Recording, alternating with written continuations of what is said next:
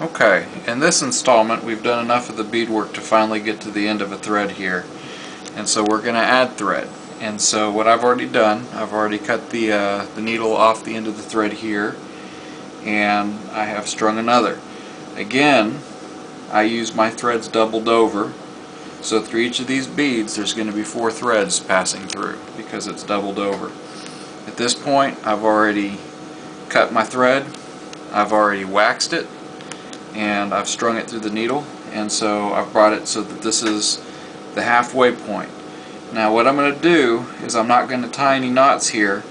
All I'm going to do is run the needle through the top of these beads like so. I'm going to pick maybe 4 in from the edge, and I'm going to put them in just like that as best as I can here. Now it's important because now through these last few beads we're adding another couple threads, so it should be getting real tight in there. You don't want to make it too tight because you don't want to break a bead if you can help it, but you should have enough that now you're going to have that thread coming through. And I'm going to just bring it down until I've got a nice little tail that's going to lay down over these threads here.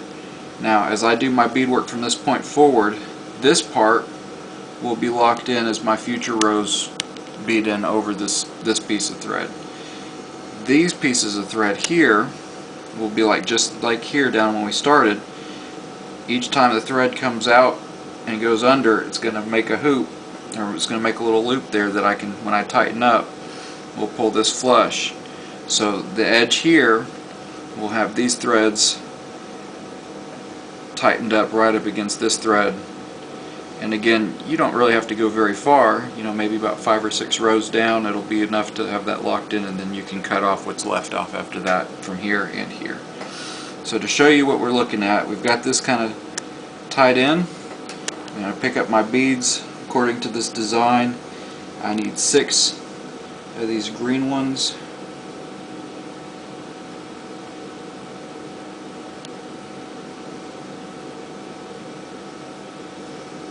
And then I'm going to go in for the next part of this blue.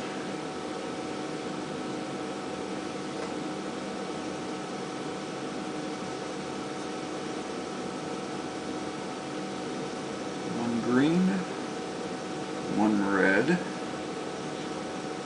one green, one blue, one green, and then back over to the reds.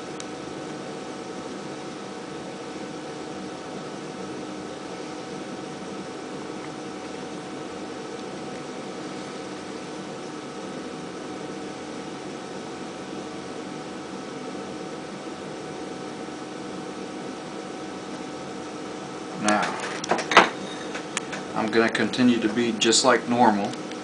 This is going to come under here.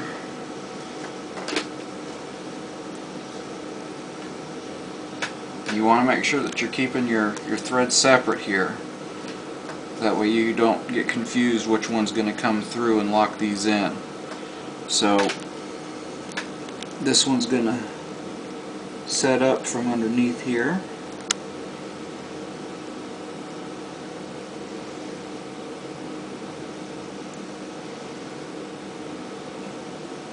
And now I'm going to take the thread that was hanging out already. If you ever need to figure out which one's which, you can see this thread is coming out of this row here. This thread is coming out of this row. So always grab the one closest to you. I'm going to pull that down until I get to that needle. And now I'm going to go in across the top of these and lock this piece in. It's very simple. A lot of times it helps on how you hold the needle. A lot of times I'll hold the needle up against my fingernail in the back. That kind of helps with the pushing part. If you put it on the soft part of your skin, you have a tendency to have this back end part of the needle pierce your finger, and that's no good. You don't want that to happen. You'll definitely know it when that happens. But just bring this through.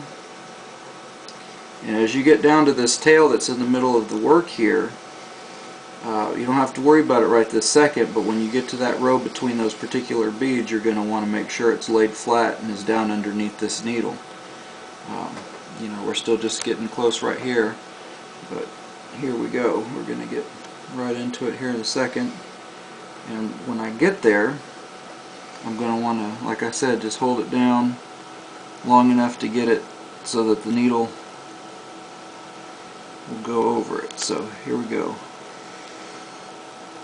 At this point, I'm going to grab that tail, tuck it underneath that needle. I can use my thumbnail now to hold it in place as I pin that last bead in. And I'm going to catch these last few beads.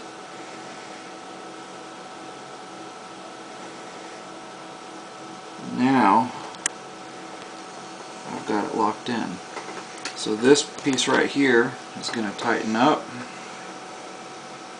as we've done already. This piece will come back and tighten up.